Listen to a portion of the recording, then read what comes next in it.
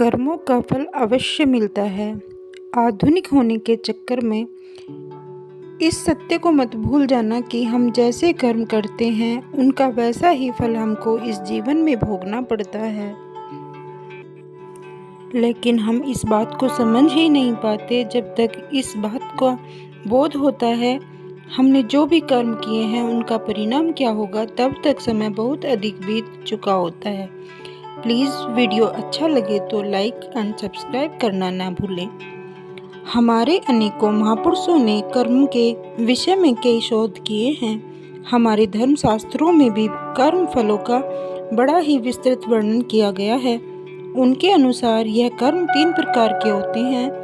पहला है क्रियमाण, दूसरा संचित कर्म, तीसरा प्रारब्ध कर्म। मानव जीवन में सुबह से शाम तक जो भी कर्म किए जाते हैं, दिन भर के जो भी क्रियाकलाप होते हैं उन्हें क्रियमाण कर्म कहते हैं। क्योंकि इन कर्मों के करने से मानव जीवन गतिमान रहता है। क्योंकि मुर्दा या निर्जीव वस्तुएं कर्म करने में समर्थ नहीं होती। नित्य प्रति कर्म करना हर व्यक्ति अपनी बुद्धि के अनुसार कैसे भी कर्म कर सकता है, लेकिन यह क्रियमाण कर्म उसके जीवित होने का आभास कराते हैं। इस प्रकार से किए जाने वाले नित्य प्रति कर्मों का फल साथ साथ प्राप्त हो जाता है। जैसे यदि हम भोजन ग्रहण कर लेंगे तो आपकी भूख स्वतः ही शांत हो जाएगी। यदि आप स्नान कर लेंगे तो आपकी देह स्वच्छ हो जाएगी और आपको सुख का अनुभव होगा। इन कर्मों को करने के लिए आपको कोई श्रम करना नहीं पड़ता। जैसे दिन भर की थकान के बाद आपको निद्रा आ जाएगी, आपकी नींद उतरने पर आप स्वतः ही उठ जाएंगे, किंतु आप आलस्य को धारण कर लेंगे तो आपका यह कर्म आपको जीवन की गति से दूर ले जाएगा। आपको इसके दुष्परिणाम भी भुगतने पड़ेंगे। इस प्रकार से किए जाने वाले कर्म क्रियमाण कर्म कहलाते हैं। दूसरा कर्म संचित कर्म। यह बात तो निश्चित है कि आपको कर्म तो करना ही पड़ेगा। कुछ ऐसे कर्म होते हैं जो कि हम करते तो हैं, परंतु हमें यह ज्ञात नहीं होता कि इन कर्मों का क्या फल होगा। इस प्रकार से हम कुछ ऐसे भी करते हैं जो हमारी दृष्टि में सही होते हैं, किंतु प्रकृति और समाज और अन्य प्राणियों के दृष्टिकोण से उचित नहीं होते। हम यह अक्सर सोचते रहते हैं कि हमने जो भी कर्म किया है उसका अच्छा ही परिणाम मिलेगा, लेकिन कई बार ऐसा नहीं होता और हमें अपने कर्म करने में परिवर्तन लाना पड़ता है। इस प्रकार कर्म करते हुए कुछ ऐसे कर्म भी होते हैं जो कि हमारे चित्त की अंतर्दशा में जाकर एकत्रित हो जाते हैं। साथ ही उन कर्मों का फल भी चित्त में ही विद्यमान हो जाते हैं। जब तक हमें अपने इन कर्मों का फल प्राप्त नहीं हो जाता, वह कर्म हमारे चित्त में ही समाहित रहते हैं। इस प्रकार के कर्मों को संचित कर्म अर्थात संचय कर रखे गए कर्म कहा जाता है। तीसरा कर्म है प्रारब्ध कर्म।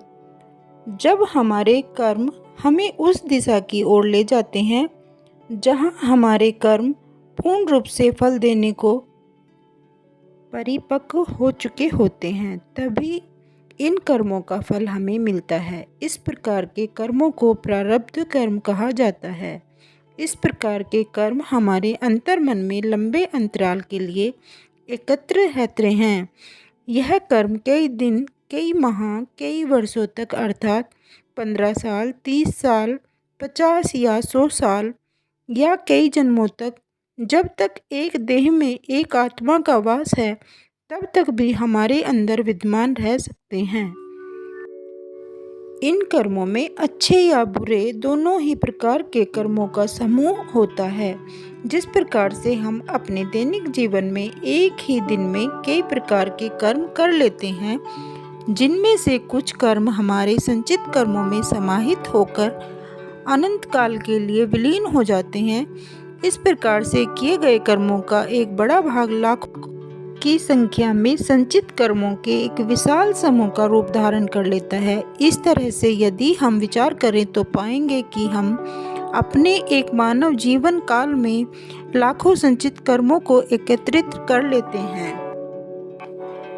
यदि हम अपने पूर्व जन्म के कर्मों को भी इनमें सम्मिलित कर लें तो हमें ज्ञात होगा कि ऐसे बहुत सारे अनगिनत कर्म अभी बाकी हैं जिनको भोगना आवश्यक है ताकि उनको कर्म फल हमें प्राप्त हो सके। हमारा शास्त्रों में एक प्रकार के ज्ञान योग का भी वर्णन किया गया है।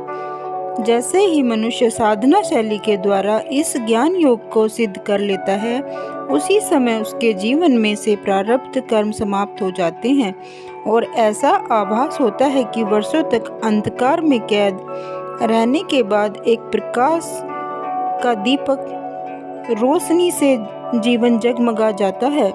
ऐसे कर्मों को आध्यात्मिक व्याकरण भाषा में प्रारब्ध कर्म कहा जाता है। इस वीडियो के माध्यम से हमने कर्मों के प्रकार की कुछ जानकारी प्रस्तुत की है। भगवान श्री कृष्ण ने भी गीता में कहा है कि तू कर्म कर, फल की चिंता मत कर। अर्थात हे मनुष्य, तू कर्म करता जा। भगवान श्री कृष्ण ने भी गीता में कहा है कि कर्मण्यवाधिकारस्ते मा फलेषु कदाचन मा कर्म फल हेतुर भूर्मा ते संगोतस कर्मणि। अर्थात हे मनुष्य, तू बिना फल की चिंता के अपना कर्म किए जा, तेरे कर्मों का फल अवश्य प्राप्त होगा। यदि आप भी इस विषय में अपने विचार देना चाहते हैं तो कमेंट बॉक्स में अवश्य लिखें।